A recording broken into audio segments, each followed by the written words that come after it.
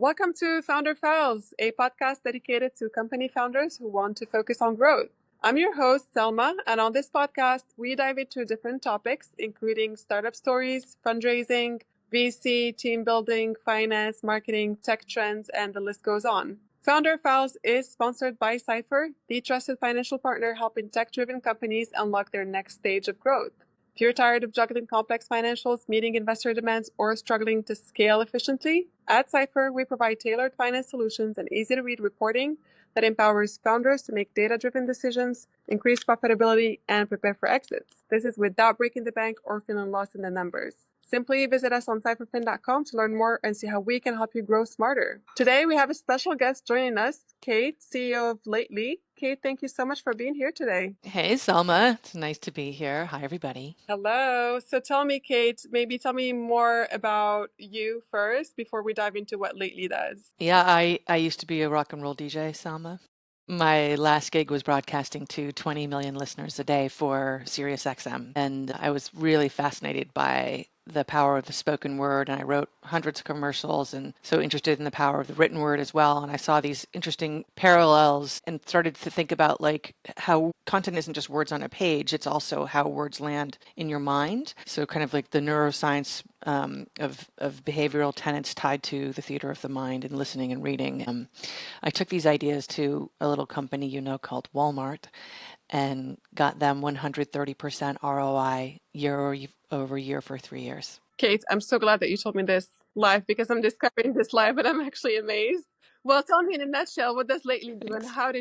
how did you start Lately and become the CEO of the company? Yeah, so Lately is the only data-driven, personalized generative AI platform, and we have proprietary AI. It's been built from the ground up with our AI, so not a layer on top of ChatGPT or anything else. And Lately does two main things. First, it builds a voice model by analyzing your social media analytics, and it can instantly learn your voice, but more importantly, the exact words and the patterns of the words down to the grammar and even like where the commas go, that your unique target audience will respond to most likely on social media, that, what will make them click, comment, like, share, engage. And once we have that voice model, it learns on its own in real time, and the human can thumbs up and thumbs down and collaborate with what it's learning. But we then use it to repurpose your long form content. And that could be video files, audio files, or any text files. If it's a podcast, for example, Lately we'll analyze the words being spoken in the podcast, turn them into social posts that are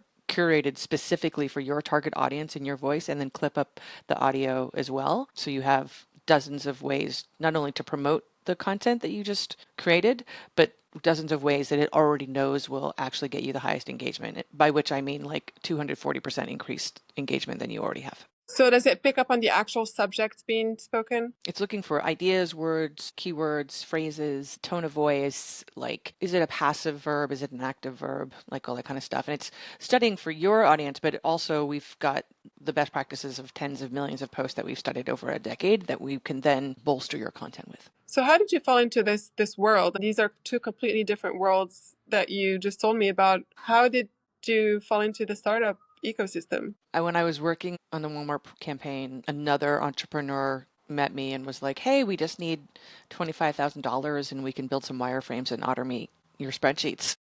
And I was like, what? I was like, first of all, don't touch my spreadsheets. They're awesome.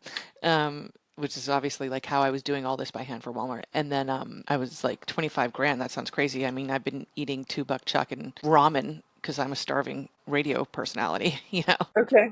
And he ended up taking the 25 grand out of his own pocket and hiring a designer to build the wireframes for me. And I was like, oh, now I kind of get it. But I had no idea what I was in for. I mean, I didn't know anything about startup life. I didn't know that I would get punched in the face every day, and still manage to somehow be standing. How long have you been doing this, first of all? We had the idea of the company in 2014, but we didn't launch in market until late 2019. And we didn't have like the video and audio capability till I think it was 2020. And at the time, we thought we were in marketing resource management, which is a whole different industry. We invented generative AI the year it was invented, not prompt generative AI, but nobody knew what that was yet. And we didn't even know we were building AI. We were in an accelerator and someone was like, let me introduce you to the guys over at IBM Watson. And so we got a grant from Watson, and then we got a grant from Microsoft, and we got another grant from Anheuser-Busch InBev. And now we're like, okay, this is AI, but there wasn't generative AI. That no one had spoken those words yet. So, and we don't do prompt. So it was sort of weird. And then suddenly generative AI exploded and everyone's like, okay, we know what you do. And you're like, no, but we don't do that. We're not prompted. So it's been kind of a funky journey for sure. We were sitting on a gold mine. We got something that everybody wants, proprietary generative AI. And it's very customizable and personalizable. Just so everybody knows, like with prompt generative AI, ChatGPT doesn't have any data on you, so it can't actually ever customize it for you, ever. But lately is tied to your social media analytics. So there's always a performance learning loop, right? So everything is predictable and it's learning and adapting and predicting in real time all the time. And no one else could do that. That's super inspiring, and I will make sure to check it out, and we can use it for this podcast as well. Yeah, I That's mean, I'll give it to you. So this is all our earned media for us. Like I do podcasts all the time because we just use it for our own content. I love that. You did mention that you were punching back for a while, and aren't we all founders, really? And definitely relate to that feeling. And I think it never ends, apparently, Does unless you not. really make it to the end. And I'm not sure what that end is. Oh, well, actually, let's talk about that. What's the end for you? What's the game? What are you working towards? Is it an exit or an IPO? And No, then you can talk to me about the more philosophical.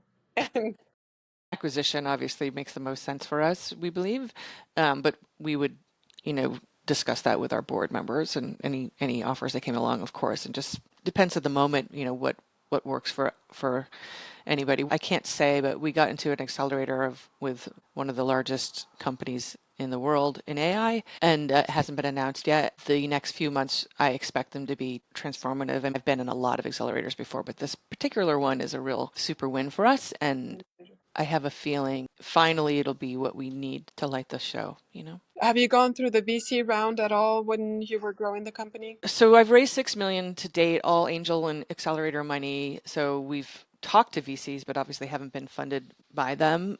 But yeah, I mean, what do you want to know? I got a million stories. One of the most frustrating things, obviously, is raising or working with a VC. What were some of your biggest challenges throughout your journey? I go to this very well-known venture capital office and I'm meeting with the principal partner. Let's just call him Jeff. His name is not Jeff, but we can call him Jeff for this purpose. And I walk in there and I can see him. It's an open office. You know, I can see the cubicles and I'm early, but about 5 minutes. And I see him pick up the phone and take a call. And now the call is 20 minutes long. So he's late and I'm there and he knows I'm there. And so finally we get into the room and he's got an assistant typing and I'm there. And first he wants to go over all of my my previous fundraising information. And I'm like, Jeff, like we're in person meeting here. I can email. You want to talk about this now? Like, this is ridiculous. Why don't we talk about my company? You know, he's not even asking me about the company. And he's like, no, I want this now. So now he's kind of a little bit bullying me. Not a little bit. He's bullying me. And I'm like, okay. So then I start to talk about my company and he falls asleep, literally falls asleep, head back like this. And fucking A, Salma, I'm not boring. Okay, of all things.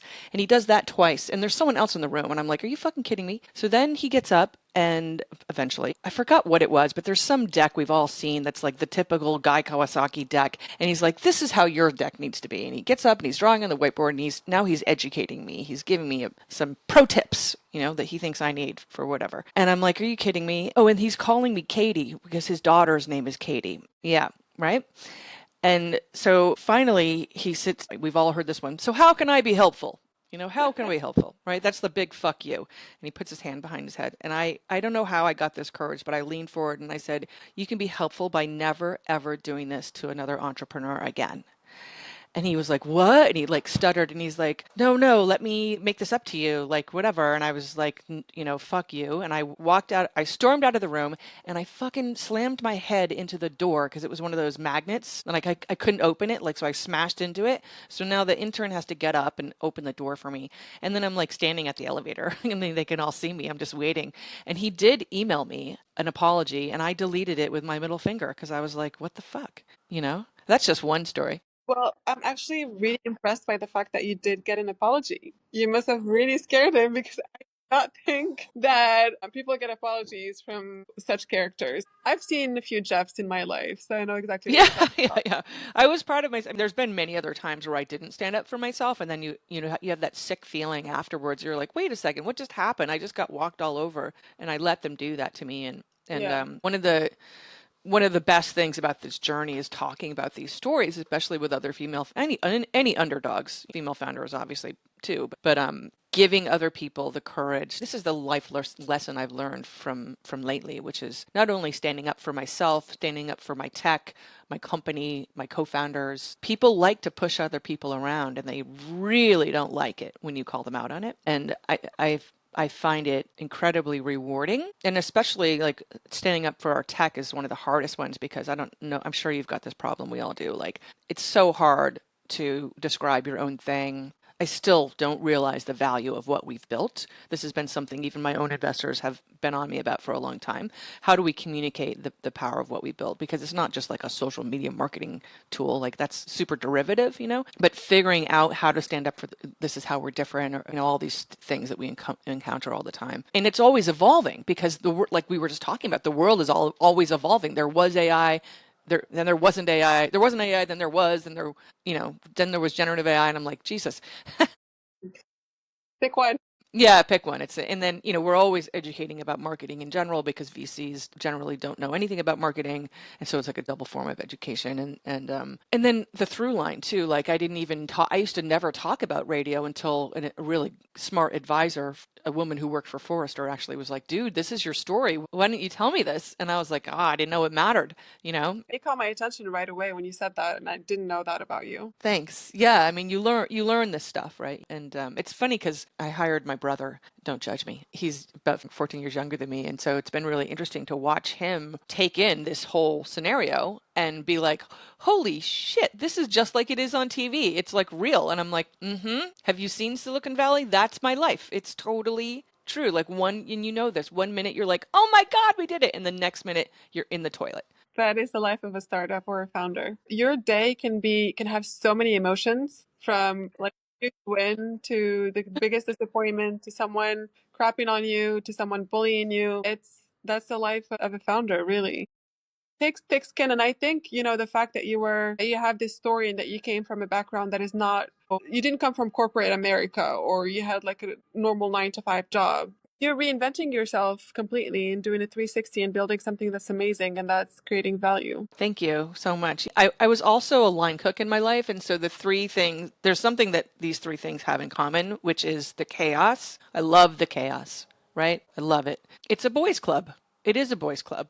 And like radio is a boys' club. There are no women in radio. And this is, and certainly being in the kitchen was when I did it. And I like that tomboy quality. I don't even know if you're allowed to say these things. Am I offending people anymore? I don't fucking know. But then, like, the other thing that's interesting to me is the liveness of it. Our product, if we tweak something, we can see right away, like in a day, if it's working or not, and then iterate. The same thing with like live radio, which I did both live and recorded. And then in the kitchen too, is like getting it all hot at once and then doing it over and over again, you know, like iterate and iterate and iterate and test and receive and move forward. So those are the things that I find thrilling. But yeah, like, you know, I don't have a degree in business. To me today, I just feel like you just don't need a degree to be successful at anything or to be a founder. You don't have to come from an engineering background to be an amazing, successful tech founder, because there is no correlation between the two. You can build something from scratch without having the software knowledge. Your job is to acquire that knowledge and make sure that you get the resources to get the job done. That's what's most important. Just being yourself 100% and not changing with all the punches that you take. Remain, again, true to yourself and remain focused on your goals. And I think that's very inspiring. Honestly, you've inspired me today. I can tell Sorry, you Jeffs. that you meet a lot of bullies, You do. especially in finance, because it is also very male dominant. And Yeah. I get to work with a lot of men And who it's not think even that they're just better the than me. because Yeah. they have different gender. And the women are just as bad too, and sometimes worse because like they're being That's right. scrutinized by Yeah. the men, so like, their head's on the block. And yeah, it's a lonely space, Selma. I mean, it really is. I was thinking the other day how much I clench my teeth and where my stress is, which is usually my shoulders, and how much I don't tell my husband when we're making dinner. Not because I don't want to tell him, but like I'm still processing whatever has happened in my day, and and there's so much shit that happens. I've become a professional compartmentalizer, right? So if I start to vocalize whatever that is, then I got to take all that stuff back off the shelf, So it's like, how was your day? Great. Yeah. Was it? Fuck no. Someone was asking one of my old employees what it was like to work at a startup, and he's like, awful, awful, awful. Great. Awful, awful, awful. Sounds like an episode from The Office. Yeah, for real. Well, we are very tech forward and we are going to incorporate a lot of tech, but I didn't start as a tech founder per se. So, but I do relate to a lot of the things that you're saying. I've worked with a lot of founders, and again, being able to raise $6 million and be able to build something from scratch and do what you're doing is already a huge accomplishment. Thanks. Yeah, I need to hear that today. Well, I hope I am the good hour of your day. The You positive. are. It's so nice to meet you. Nice to meet you too. So I always love to end the podcast with this question. It's the philosophical question. What does success mean to you as Kate? Some days it's monetary. Success to me mostly means happy marriage because I truly love my husband and Well, he really supports me and I'm a real pain in the ass. So like I can't imagine living without him. Loving friendships, loving people, loving marriages. Those are the things in my day now more than anything that remind me to smile. And we're just humans, Selma. We're of just course. humans. Yeah, which is why I love this question to bring out the human in us because we do tend to forget sometimes during a hard work day. Thank you so much for joining us today, Kate. Before we go, where can people connect with you or learn more about Lately? Thank you so much, Selma. They call me Kately from Lately, so most of my handles are Kately something or other out there. But you can of course get me on LinkedIn, and Lately is www.lately.ai, and we are real humans behind the AI. So if you find us, you'll get an actual person saying, "Hey." Awesome. Well, perfect. Thank you so much again, Kate. And to our listeners, if you enjoyed today's episode, do not forget to subscribe, leave a review, and share this episode with someone who needs to hear it. Thank you, Kate, for today. Thank you.